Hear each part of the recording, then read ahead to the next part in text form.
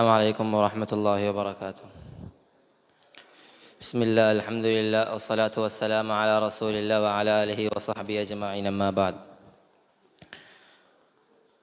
ചെറുപ്പത്തിൽ ഞാൻ വളരെയധികം പ്രയാസങ്ങളും പ്രതിസന്ധി ഘട്ടങ്ങളും കടന്നിട്ടാണ് വന്നിട്ടുള്ളത്. ഇത് ഇപ്പോൾ കാണുന്ന പോലെ ഒന്നും ആയിരുന്നില്ല അന്ന്. എൻ്റെ സ്വന്തം തല പോലും എനിക്ക് നേരിട്ട് കാണാൻ പറ്റാത്ത അവസ്ഥ. ഡിക്ഷണറി എന്ന വാക്ക്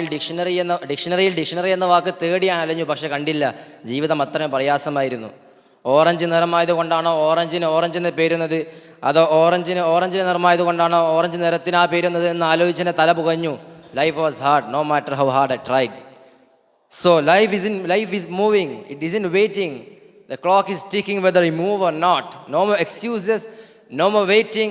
So keep and get up and show in and lock up പോലുള്ള മോട്ടിവേഷൻ സ്വരങ്ങൾ ഇന്ന് നാം എല്ലാവർക്കും പരിചയമാണ്, നമ്മളെല്ലാം കേട്ട് ശീലിച്ചതാണ്. ഏതായാലും അതിനെന്തെങ്കിലും കയമ്പുണ്ടോ ഇല്ലേ എന്ന് നോക്കാനല്ല ഞാൻ വന്നിട്ടുള്ളത്. പക്ഷേ കയമ്പുള്ള ഒന്നുണ്ട്. മത്സരം അല്ലെങ്കിൽ പരിപാടി അൽ മുഹാദ് ഫി തഫ്സീർ ആയതുകൊണ്ട് തന്നെ വിഷയം നിങ്ങൾക്ക് മനസ്സിലായി കാണുമെന്ന് വിചാരിക്കുന്നു. എന്ത് തന്നെയായാലും ഖുർആൻ ഒരു അത്ഭുതമാണ്. ഖുർആനിൽ നിന്ന് പലരും സയൻസ്, മാത്തമാറ്റിക്സ്, സൈക്കോളജി, ഫിലോസഫി പോലുള്ള പലതും ഉദ്ധരിക്കുന്നുണ്ടെങ്കിലും ഖുർആനിൽ എന്താണുള്ളതെന്ന് അല്ലാഹു സുബ്ഹാനഹു വ തആല വ്യക്തമാക്കി പറയുന്നുണ്ട്. വലഖദ് അൻസൽനാ ഇലൈക ആയാതിൻ മുബയ്യിനാത്ത് വമസലൻ മിനൽ ലദീന ഖലൂ മിൻ ഖബ്ലികും വമൗഇദതൻ ലിൽ മുത്തഖീൻ. ഖുർആൻ നൽകുന്നത് പ്രതീക്ഷയും ആത്മവിശ്വാസവുമാണ്, സൂക്ഷ്മതയാണ്.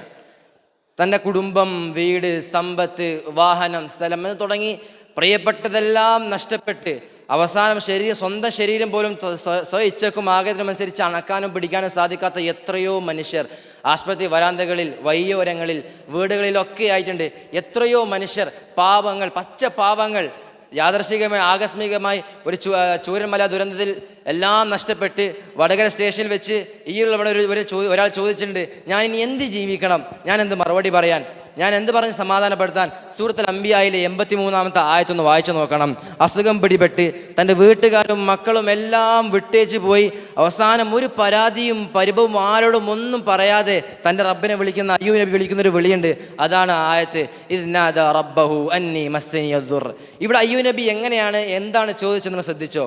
അയ്യൂബ് നബി ഒരിക്കലും എനിക്ക് എൻ്റെ കുടുംബം നഷ്ടപ്പെട്ടു, എനിക്ക് പ്രയാസം ബാധിച്ചു, എനിക്ക് രോഗം പിടിപെട്ടു, എൻ്റെ രോഗം മാറ്റിത്തരണ റബ്ബേ, എൻ്റെ കുടുംബം തിരിച്ചു തരണ റബ്ബേ എന്നൊന്നല്ല അയ്യൂബ് നബി പറഞ്ഞത്. അയ്യൂബ് നബി പറഞ്ഞ ഇത്ര മാത്രം, അന്നി മസ്സനിയദ് ദുർ, ഞാൻ പ്രയാസത്തിലാണ് റബ്ബേ, വഅൻത അർഹമുർ റാഹിമീൻ, നീയാണെങ്കിൽ ഏറ്റവും വലിയ കരുണാമയനും. അത്രേ പറഞ്ഞിട്ടുള്ളൂ. അയ്യൂബ് നബി അത്രേ പറഞ്ഞിട്ടുള്ളൂ. അതാണ് ഫസ്തജബ്നാ ലഹു വകശഫ്നാ മാ ബിഹി മിൻ ദുർരിൻ വആതൈനാഹു അഹ്ലഹു വമിസ്ലഹും മഅഹും റഹ്മതൻ മിൻ ഇൻദിനാ. നഷ്ടപ്പെട്ടതെല്ലാം തിരിച്ചു കൊടുത്തു, ഇരട്ടിയാക്കി കൊടുത്തു, ഐശ്വര്യത്തിന്മേൽ ഐശ്വര്യം. അതാണ് ഫഇന്ന മഅൽ ഉസ്രി യുസ്റ, ഇന്ന മഅൽ ഉസ്രി യുസ്റ. ഏതൊരു കയറ്റത്തിന് ശേഷം ഒരു ഇറക്കം വരാനുണ്ട്, ഏതൊരു വേനലിന് ശേഷം ഒരു വസന്തം വരാനുണ്ട്, അല്ലെങ്കിൽ വർഷകാലം വരാനുണ്ട്, വർഷകാലം കഴിഞ്ഞ് ഒരു വസന്തം പൂവണിയാനുണ്ട്, രാത്രിയുടെ ഇരുട്ടിന് ശേഷം ഒരു പകലിൻ്റെ വെളിച്ചം വരാനുണ്ട് എന്നൊന്നും ഞാൻ പറയുന്നത് കൊണ്ട് കുഴപ്പമുണ്ടെന്ന് പറയുന്നില്ല. ഇത്ര മാത്രം, ഫഇന്ന മഅൽ ഉസ്രി യുസ്റ, ഇന്ന മഅൽ ഉസ്രി യുസ്റ. Indeed with hardship comes ease. അവസാനം ഒരു ഇംഗ്ലീഷ് അങ്ങ് തിരികെ കയറ്റി മുഹാദറയിൽ. സാധാരണ ഈ മോട്ടിവേഷനിലൊക്കെ ഇംഗ്ലീഷ് പറഞ്ഞില്ലെങ്കിൽ ഇന്നത്തെ ആധുനിക ആക്കന്മാർക്ക് ഒരു അസ്വസ്ഥതയാണ്. സാരല്ല, ഇന്നത്തെ മോട്ടിവേഷൻ മാനങ്ങളെ തകർക്കാനാണല്ലോ നമ്മളിന്നിവിടെ കയറി വന്നിട്ടുള്ളത്. ഏതായാലും ഈ ഹ്രസ്വകാല ജീവിതത്തിൽ തൻ്റെ ജീവിതത്തിൽ വൈദ്യുതിവാകാനിരുന്ന ഇൻ്റർവ്യൂ പാസ്സായില്ല, അല്ലെങ്കിൽ പരീക്ഷയിൽ തോറ്റു, ജോലി നഷ്ടപ്പെട്ടു, ജോലിയിൽ നല്ലൊരു പൊസിഷൻ നഷ്ടപ്പെട്ടു, ജോലി തന്നെ നഷ്ടപ്പെട്ടു. എന്തിന്, ഞാൻ ജനിച്ചത് തന്നെ ഒരു തോൽവിയായിട്ടാണ് എന്നൊക്കെ പരിഭവപ്പെടുന്നവരുണ്ട്. അവരോട് സൂറത്ത് ആൽ ഇംറാനിലെ 139-ാമത്തെ ആയത്തൊന്ന് വായിച്ചു നോക്കണം. വലാ തഹിനു വലാ തഹ്സനു, സങ്കടപ്പെടാതെ, പ്രതീക്ഷ കൈവിടാതെ, വഅൻതുമുൽ അലൂൻ, യു ആർ സുപ്പീരിയർ. പക്ഷേ ഒരു നിബന്ധനയുണ്ട് എന്നല്ല, ഒരേ ഒരു നിബന്ധനയേ ഉള്ളൂ, ഇൻ കുൻതും മുഅ്മിനീൻ. മനുഷ്യൻ ഇങ്ങനെ ദുനിയാവിൽ പടച്ചവൻ്റെ കൽപ്പനകളൊക്കെ മറന്ന്, യഥാർത്ഥ ലക്ഷ്യം മറന്ന്, സമ്പത്തിൻ്റെയും ഭൗതിക വസ്തുക്കളുടെ പിന്നാലെ ഓടുമ്പോൾ പടച്ചൻ തന്നെ അടിമയെ വിളിച്ച് ഓർമ്മിപ്പിക്കുക, ഇൻ കുൻതും മുഅ്മിനീൻ. ഈമാൻ ഉണ്ടെങ്കിൽ ഈ ജീവിതത്തിൽ എത്ര വലിയ പ്രയാസഘട്ടങ്ങൾ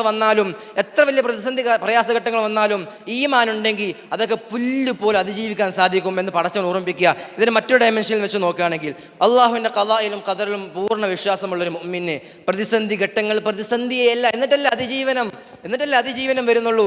അതുകൊണ്ട് തന്നെ ഈ ഹ്രസ്വകാല ജീവിതത്തിൽ ഒരുപാട് പാപങ്ങൾ ചെയ്തു, ഒരുപാട് പാപങ്ങൾ ചെയ്തു എന്ന പശ്ചാത്താപ ബോധം, അല്ലെങ്കിൽ ഒരുപാട് പാപങ്ങൾ ചെയ്തു, കുരുത്തക്കേടുകൾ ചെയ്ത് തനിക്ക് യാതൊരു ജീവിതത്തിൽ യാതൊരു രക്ഷയുമില്ല എന്നൊക്കെ പറഞ്ഞ് പരിഭവപ്പെടുന്നവരുണ്ടോ എങ്കിൽ മനസ്സുകൊണ്ട് കണ്ണടച്ചുകൊണ്ട് സൂറത്ത് സുമറിലെ 53-ാമത്തെ ആയത്തൊന്ന് വായിച്ചു നോക്കണം. ഖുൽ യാ ഇബാദിയല്ലദീന അസ്റഫു അലാ അൻഫുസിഹിം.